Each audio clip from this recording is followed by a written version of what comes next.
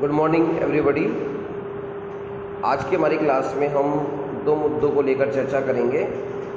एक तो नगरीकरण की अवधारणा और नगरीयता, जिसे हम नगरवाद भी कह सकते हैं। प्रश्न ये उठता है कि नगरीकरण होता क्यों है। अब से पहले वाली क्लासों में हम लोगों ने कस्बा, नगर, महानगर के संदर्भ में जानकारी प्राप्त की और हमने ग्लोबल सिटी के बारे में जाना कि तकनीकी आधार पर सक्षम शहर ग्लोबल सिटी में बदल जाते हैं। छोटे छोटे ग्रामीण इलाकों से, कस्बों से जब बड़े नगरों की ओर आकर्षण बढ़ता है तो प्रश्न उठता है कि आकर्षण क्यों बढ़ा।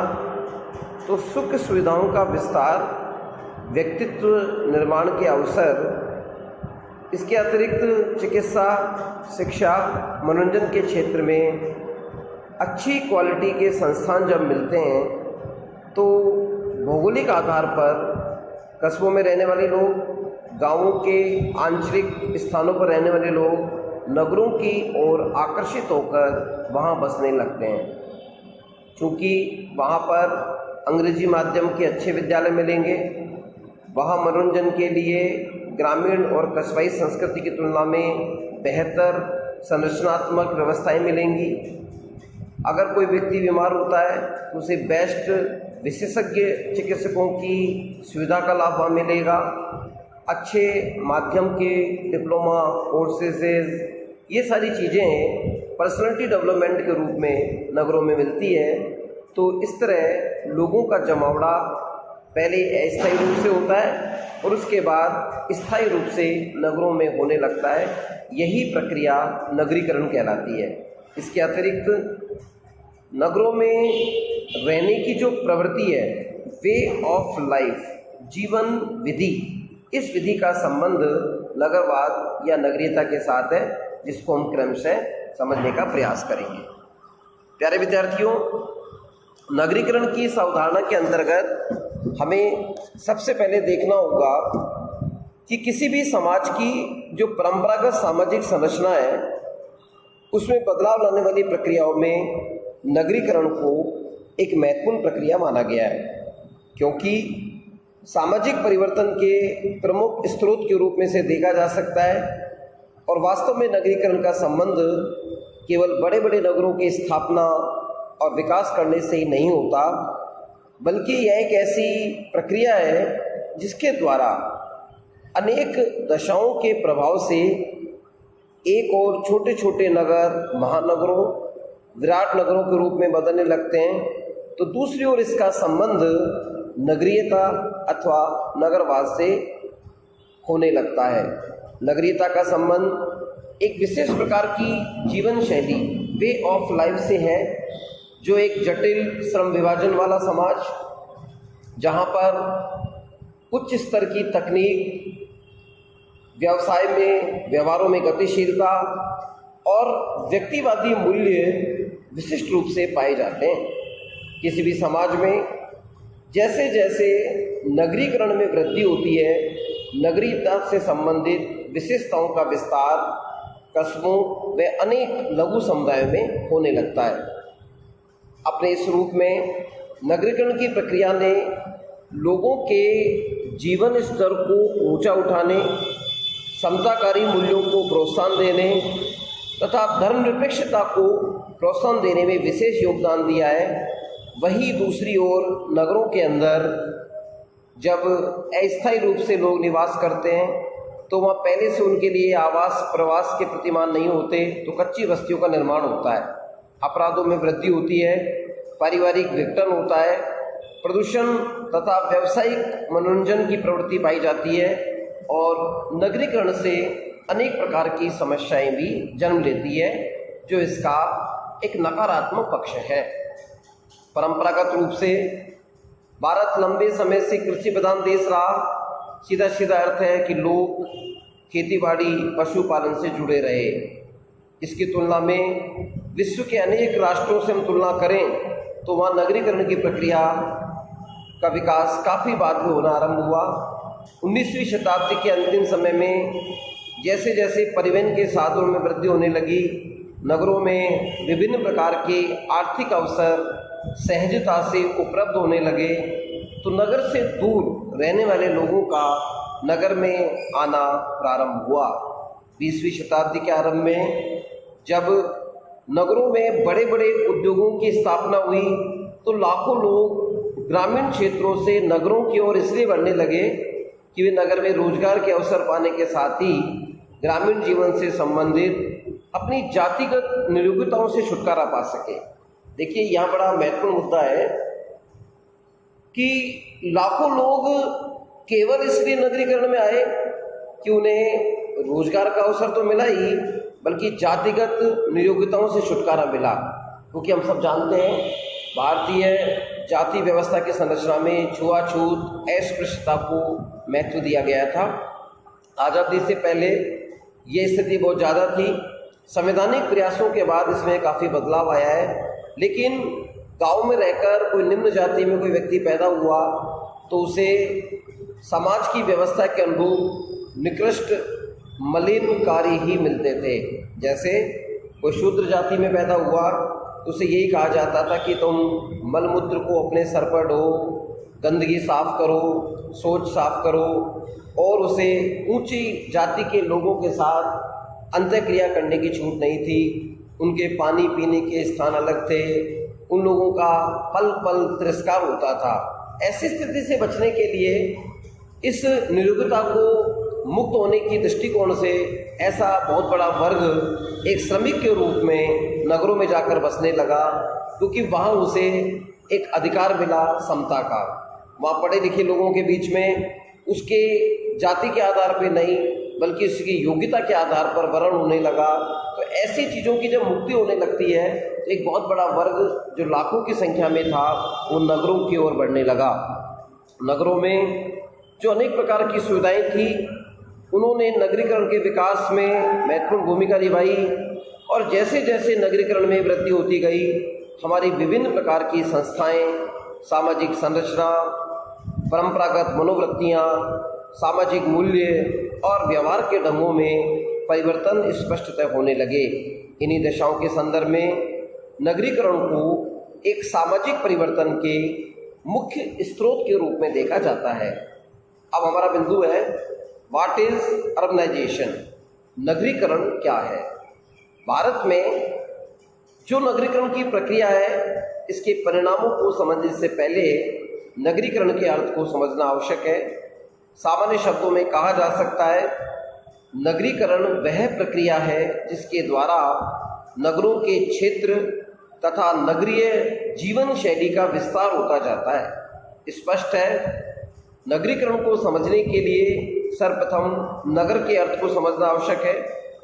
नगर की कोई सर्वमान्य परिभाषा दे सकना बहुत कठिन है, फिर भी लुमिस नामक विद्वान ने कहा कि एक ऐसा क्षेत्र जहाँ जनसंख्या का घनत्व अधिक होता है, व्यक्ति एक दूसरे से भिन्न अनेक प्रकार के व्यवसायों के द्वारा अपनी आजीविका उपार्जित करते हैं, तथा जहाँ व्यक्तियों के पारस्परिक संबंध व्यक्तिवादी, स्वार्थ प्रधान, जटिल दिखाई देते हैं, उस क्षेत्र को एक नगर के रूप में समझा जा सकता है।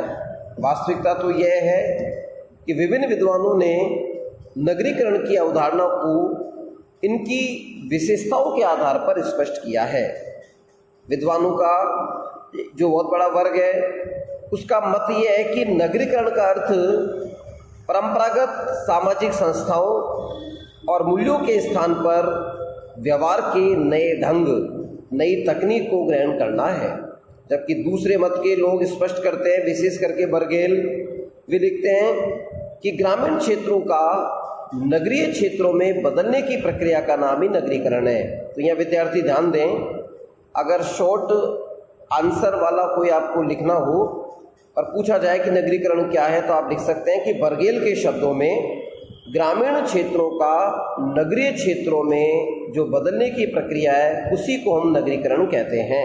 इसका अर्थ है कि जब कुछ आर्थिक, धार्मिक, राजनीतिक कारणों के फलस्वरूप ग्रामीण क्षेत्र नगरों के रूप में बदलने लगते हैं तो इसी प्रक्रिया को नगरीकरण कहा जाता है। तीसरी विचारधारा के अनुसार नगरीकरण का तात्पर्य नगरीयता में वृद्धि होना है। अर्थात ये वो मत है, विद्वानों का वह समूह है जो ये मान के चलता है कि भले ही आप कस्बे में रहें, भले ही आप छोटे नगर में रहें, लेकिन यदि आपकी वे ऑफ लाइफ, जीवन जीने का तरीका महानगरीय संस्कृति के अनुरूप है तो इसे हम नगरीकरण कहेंगे। नगरीयता एक ऐसी मानसिक प्ररचना है जिसमें व्यक्ति अधिक से अधिक डिजिटल यूज़ करता है, तकनीक के साथ कार्य करता है, वो आधुनिक संसाधनों का प्रयोग करता है और परंपराओं के स्थान पर टेक्नोलॉजी को जीवन शैली में महत्व देता है, तो इसे हम नगरीयता की दृष्टि से समझ सकते हैं। नगरीयता का अर्थ एक ऐसी जीवन पद्धति है जिसमें परिवर्तनशीलता होती है, व्यक्तिवादिता होती है और द्वितीयक संबंध और नए विचारों को अधिक महत्व दिया जाता है। इन सब विचारों से स्पष्ट होता है कि नगरीकरण एक दोहरी प्रक्रिया है, टू वे प्रोसेस। इसका तात्पर्य है गांवों का नगरों के रूप में बदलना, छोटे नगरों का विशाल नगरों में बदल जाना और नगरीयता से संबंधित विशेषताओं का दूसरे क्षेत्रों में विस्तार होने को हम नगरीकरण कहते हैं। कुछ विद्वानों ने इसकी परिभाषाएं दी हैं, उनके आधार पर नगरीकरण को समझाने का प्रयास किया। सबसे पहले फेयरचाइल्ड, जैसा कि आप जानते हैं फेयरचाइल्ड ने एक बहुत महत्वपूर्ण पुस्तक लिखी है, द डिक्शनरी ऑफ सोशियोलॉजी, समाजशास्त्र का शब्दकोश। उस पुस्तक में इन्होंने उल्लेख करते हुए बताया कि नगरीकरण का अर्थ नगरीय बनने की प्रक्रिया है, अर्थात व्यक्तियों का नगरीय क्षेत्रों की ओर बढ़ना, नगरीय विशेषताओं, नगरीय जनसंख्या और नगरीय क्षेत्र में वृद्धि होना ही नगरीकरण है। एंडरसन ने नगरीकरण का अर्थ लोगों का केवल गांव से नगरों की ओर प्रवास करना अथवा खेतीबाड़ी छोड़कर नौकरी का व्यापार करना ही नहीं माना, बल्कि उस प्रक्रिया को माना जिसके अनुसार लोगों के विचार बदलते हैं, व्यवहार बदलते हैं, मनोवृत्तियां बदलती हैं, मूल्यों में नगरीय विशेषताओं के अनुसार परिवर्तन होते रहते हैं। आप इसको यूँ समझ सकते हैं कि गांव में रहने वाला एक व्यक्ति यदि वो अपनी सोच के आधार पर, विचारधारा के आधार पर लड़का और लड़की में भेद नहीं करे, लड़कियों को भी लड़कों के समान अवसर उपलब्ध कराए, छोटी उम्र में शादी ना करे, शिक्षा के प्रतिमानों को आगे बढ़ाए, लड़की को पराया धन नहीं मानकर उसको एक प्रकार्यात्मक उपयोगी इकाई माने, यदि उसके विचार इतने उच्च हैं, अर्थात पढ़े लिखे लोगों की जैसी संस्कृति के हैं, तो गांव में रहने वाला वह व्यक्ति भी नगरीयता के आधार पर नगरीकरण का अग्रदूत हो सकता है। इस तरह के विचार एंडरसन के हैं। थॉमसन के शब्दों में नगरीकरण वह प्रक्रिया है जिसके द्वारा कृषि से संबंधित समुदाय के लोग धीरे धीरे ऐसे समुदायों के रूप में बदलने लगते हैं जिनकी क्रियाएं उद्योग, व्यापार, वाणिज्य तथा सरकारी कार्यालयों से संबंधित जिनकी क्रियाएं होने लगती है। अर्थात खेतीबाड़ी, पशुपालन को छोड़कर ऐसा ग्रुप बनना जो बिजनेस करता है, जो एक्सपोर्ट इंपोर्ट करता है, जो वाणिज्य गतिविधियों को करता है, अर्थात सरकारी कर्मचारी के रूप में अपने कार्य करता है, इसे थॉमसन नगरीकरण के शर्त में मानते हैं। Professor M.N. श्रीनिवास का कथन है कि नगरीकरण का तात्पर्य केवल सीमित क्षेत्र में अधिक जनसंख्या से नहीं होता, बल्कि उस प्रक्रिया से होता है जिसके द्वारा लोगों के सामाजिक आर्थिक संबंधों में परिवर्तन होने लगते हैं। अर्थात ये एक ऐसी प्रोसेस है जिसमें केवल जनसंख्या के आधार पर ही निर्धारण नहीं कर सकते, बल्कि लोगों की सामाजिक जीवन जीने की शैली, आर्थिक संबंध उनके बदलने लगते हैं।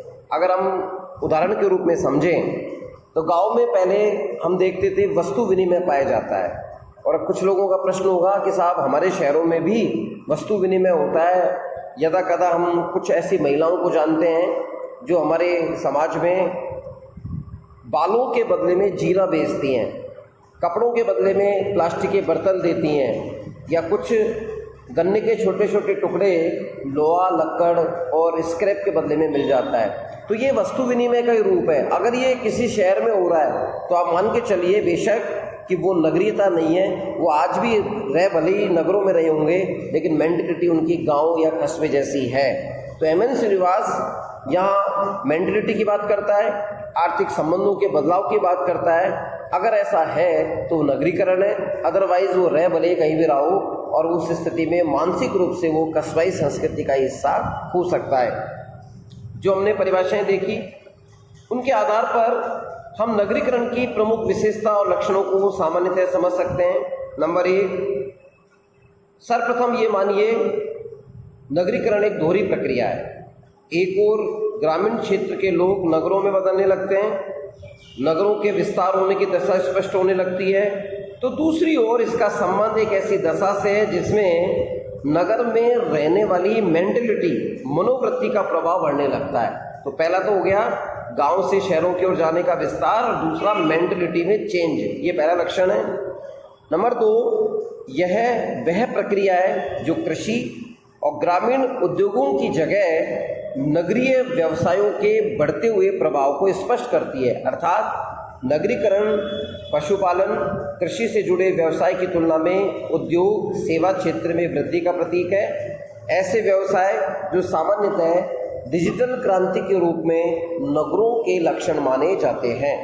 नंबर 3, नगरीकरण की प्रक्रिया का औद्योगिकीकरण अर्थात मशीनीकरण के साथ घनिष्ठ संबंध है।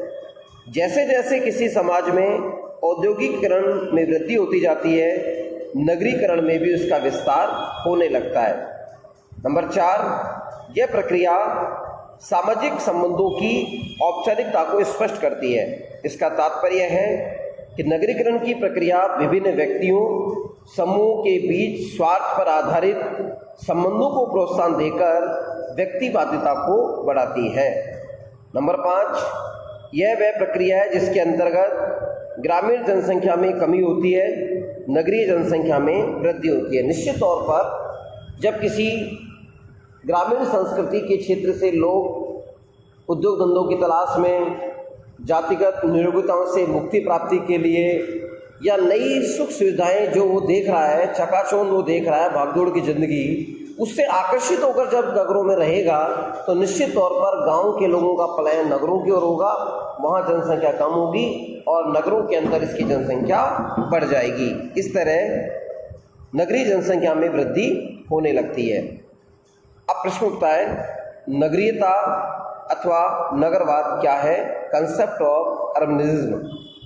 साधारणतः नगरीकरण तथा नगरीयता का प्रयोग समान अर्थ में कर लिया जाता है, लेकिन वास्तव में इसका अर्थ अलग है। आरंभ में ही हमें यह ध्यान रखने की आवश्यकता है कि इस अवधारणा के रूप में नगरीकरण का अर्थ जहाँ ग्रामीण क्षेत्रों का नगरीय क्षेत्रों में बदलना अथवा नगरीय क्षेत्रों का विस्तार होना है, वही नगरीयता का संबंध एक ऐसी जीवन पद्धति से है जिसमें नगर की लाक्षणिक विशेषताओं का समावेश होता है। विभिन्न लेखकों ने इसको अलग अलग रूप में परिभाषित किया है, इसे हम समझने की कोशिश करेंगे।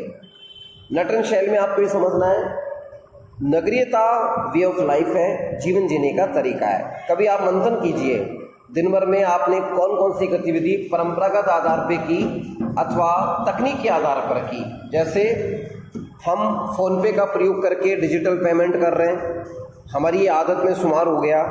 नल बिजली के बिल हम ई मित्र की तुलना में स्वयं के मोबाइल ऐप से कर रहे हैं। ऑनलाइन हम क्लास लेने लगे हैं। इसके अतिरिक्त बाज़ार में डिजिटलीकरण हो गया है, सब कुछ जाति प्रमाण पत्र, मूल निवास सब डिजिटल हो गए। तो कहने का अर्थ है कि तकनीक का हमने इतना प्रयोग किया, हम इतने श्रम विभाजन वाले समाज के हिस्से बन गए कि ये सब हमारी आदत पे शुमार हो गया। सामान्य उदाहरण है, नाइट ड्रेस के रूप में पहले पुरुष लुंगी और कुर्ता पहनते थे, महिलाएं सलवार कुर्ता पहनती थी, लेकिन आजकल कैपरी, बरमुंडा, नई नई प्रकार की लेगिंग्स ये जो आई है, ये हमारी जीवन में परिधानों की जो नई प्रवृत्ति को जन्म दे रहा है। ये वो विचार है जो नगर के लक्षणों को हमारी संस्कृति में ला रहा है, ये हमारी जीवन की एक पद्धति बनती जा रही है। तो ये नगरीकरण की तुलना में नगरीयता का प्रतीक है। लुईस विर्थ ने urbanism as a way of life जो किताब लिखी है उसमें बताया कि नगरीयता की सामाजिक संगठन के विशेष प्रारूप के रूप में परिभाषित करने की बात होती है, जिसमें पहला बिंदु जटिल श्रम विभाजन, नंबर 2 प्रौद्योगिकी या तकनीक का हाई लेवल उच्च स्तर, नंबर 3 अधिक गतिशीलता, नंबर 4 आर्थिक क्रियाओं के क्षेत्र में व्यक्तियों की पारस्परिक निर्भरता और नंबर 5 अवैयक्तिक संबंध जैसी विशेषता पाई जाती है। इस अर्थ में नगरीयता को परिभाषित करते हुए लिखते हैं कि नगरीयता जीवन की एक विशेष विधि है। इसकी विवेचना में उन्होंने स्पष्ट किया कि सामाजिक संबंधों में अस्थायित्व, संबंधों में दिखावटीपन, व्यक्तियों में गुमनामीता तथा व्यक्तिवाद कुछ ऐसी विशेषताएं हैं जिनके आधार पर हम नगरीयता की प्रकृति को समझ सकते हैं। क्वीन नामक विद्वान ने अपनी पुस्तक अर्बन सोशियोलॉजी में लिखा है, नगरीयता वह दशा है जिसका उपयोग नगरीय निवास से संबंधित प्रघटना को पहचानने के लिए किया जाता है। वास्तव में जब कुछ व्यक्ति साथ साथ किसी नगर में निवास करते हैं तो उनके बीच में इस तरह के संबंध विकसित होने लगते हैं जो सरल समाजों से थोड़े अलग भिन्न कोटि के होते हैं। संबंधों का यह नया संकुल ही नगरवाद या नगरीयता कहलाता है, ऐसा क्वीन ने अपनी पुस्तक नगरीय समाजशास्त्र में बताया। ई बर्गेल के अनुसार नगरीयता कुछ विशेष परिस्थितियों का ऐसा पुंज है जो कार्यात्मक तथा मनोवैज्ञानिक आधार पर नगरवासियों के जीवन को इसके भिन्न समुदाय की तुलना में एक विशेष रूप से प्रदान करती है। बर्गेल की परिभाषा भी नगरीयता को एक विशेष जीवन विधि के रूप में स्पष्ट करती है। इनका तर्क है कि ऐसी परिस्थितियों का एक ग्रुप है, संबल है, एक पुंज है जो मेंटली और अपनी क्रिया करने के आधार पर अपने आप को भिन्न समुदाय के रूप में प्रकट करती है। कुछ लेखकों ने नगरीय जीवन के साथ साथ व्यक्तियों के समायोजन की प्रक्रिया को नगरीयता के रूप में परिभाषित किया। इनका तात्पर्य है कि नगर में बाहर से आकर बसने वाले लोगों का नगरीय विशेषताओं के साथ साथ जैसे जैसे समायोजन बढ़ता है, नगरीयता की प्रक्रिया में भी वृद्धि होने लगती है। इन परिभाषाओं से स्पष्ट होता है कि नगरीयता की अवधारणा किसी भौतिक आधार पर इसको नहीं समझ सकते, बल्कि नगरीयता का संबंध जीवन जीने के ढंग, नगरीयता की विवेचना और विशेष लक्षणों के आधार पर की जा सकती है। ये लक्षण कौन से हैं?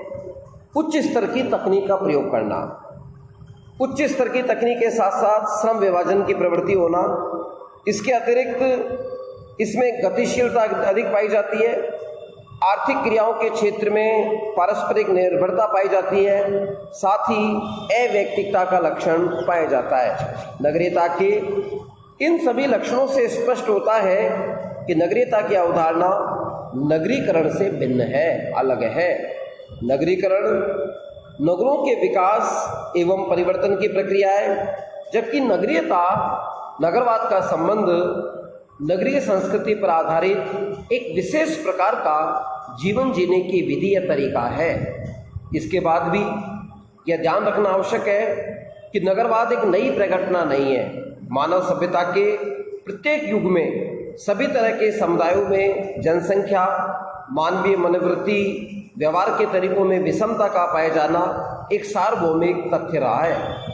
विर्थ ने नगरीयता की अवधारणा को मुख्य रूप से ग्रामीण एवं नगरीय समाज में भेद स्पष्ट करने के लिए किया, लेकिन यही एक ऐसा आधार नहीं है जिसकी सहायता से हम विभिन्न मानव समुदाय के मौलिक अंतर को स्पष्ट कर सकें। दूसरा तथ्य यह है कि नगर की संरचना को केवल मात्र नगरवाद के मौलिक आधार पर स्पष्ट नहीं किया जा सकता।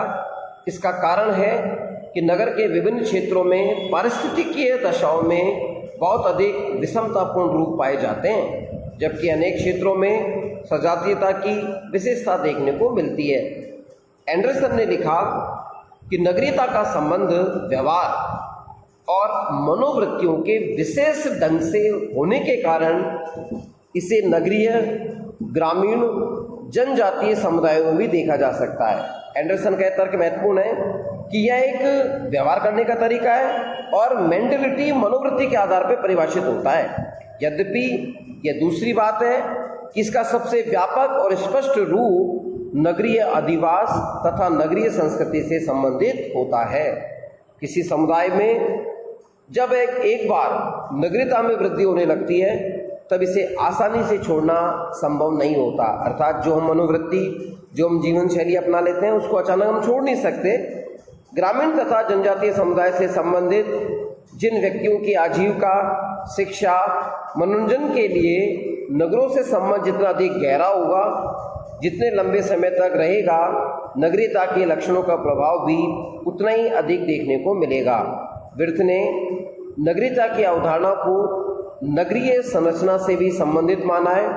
उनके अनुसार नगर का आकार जितना अधिक विस्तृत होता है, अधिवास की प्रकृति उतनी घनी होती है।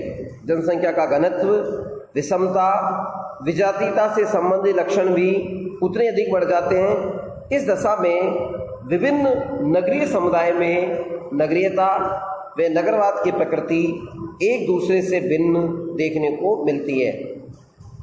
प्यारे विद्यार्थियों, इस क्लास में हमने मोटे तौर पर नगरीकरण के बारे में जाना कि नगरीकरण जनसंख्या के घनत्व के आधार पर ही नहीं बल्कि आजीविका उपार्जित करने के क्षेत्र में स्वार्थों के संबंध में है।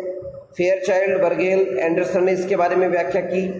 प्रोफेसर एम एन श्रीनिवास ने इसको विशिष्ट अवधारणाओं के रूप में, एक मनोवृत्ति के प्रभाव के रूप में बताया। और लुईस विर्थ ने urbanism as a way of life में इसको जीवन विधि के रूप में नगरीयता को प्रकट किया है, जो नगरवाद की अवधारणा है। इसमें मनोवृत्ति का विशेष महत्व होता है। साथ ही इसका संबंध हम मोटे तौर पर देखें तो एक ऐसी मनोवृत्ति के रूप में है जो एक और नगरीय संस्कृति का प्रतीक है। आशा ही नहीं, पूर्ण विश्वास है आपको ये अच्छे से समझ में आया होगा और इसको समझकर आप नगरीकरण और नगरीयता के अंतर को समझ पाए होंगे। धन्यवाद।